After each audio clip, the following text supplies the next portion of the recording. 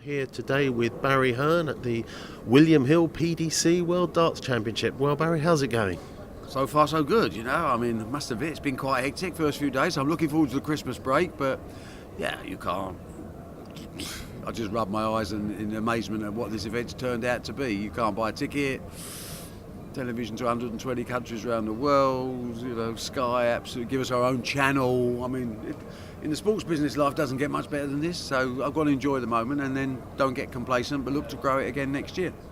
Well, it's a long way from where it started. I mean, are there any thoughts you've had about how you got to where you've got to? I never really give too much thought to that because it's a bit historic. I look to where I'm going, and the globalisation now is like number one on my agenda. Maximising UK opportunities is still there, but I'm not sure how much bigger we can get. We're filling every major arena around the country with Premier League. This event virtually sold out 3 months ago, so we're looking to expand the capacity next year in the main hall. And we're running a proper business. The prize money's up from £500,000 10 years ago to 8 million.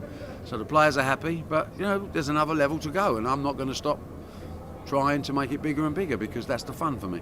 So the real development for the darts is the globalisation of the sport and the increasing nature. Well, I think the change of perception of darts means that we're getting sponsorship money, which is more satisfactory when people didn't treat the sports so seriously. Now it is a proper sport. It's established.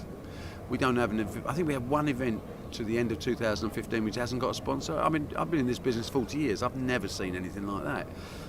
So the globalisation is obviously a new area where suddenly people want to see us on the back of TV programmes being shown. They want us in Dubai, they want us in Singapore, Hong Kong, Shanghai, Tokyo.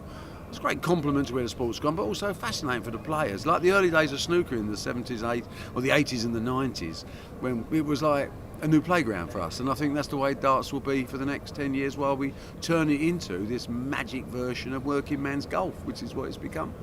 Well, I come from the boxing sport, something which obviously is close to your heart, and I see over the years you've brought some of that razzmatazz into the darts world. Yeah, well, it's natural. I mean, it's just catering to what your target market, to your audience, what your punters. How can you give them an experience that gives them value for money? I mean, it's not rocket science, is it? Make sure everyone's comfortable, secure, and give them a show. And it doesn't mean, sport can still be world-class sport. It doesn't mean say it can't be entertaining as well. So that's the principle behind all matchroom events.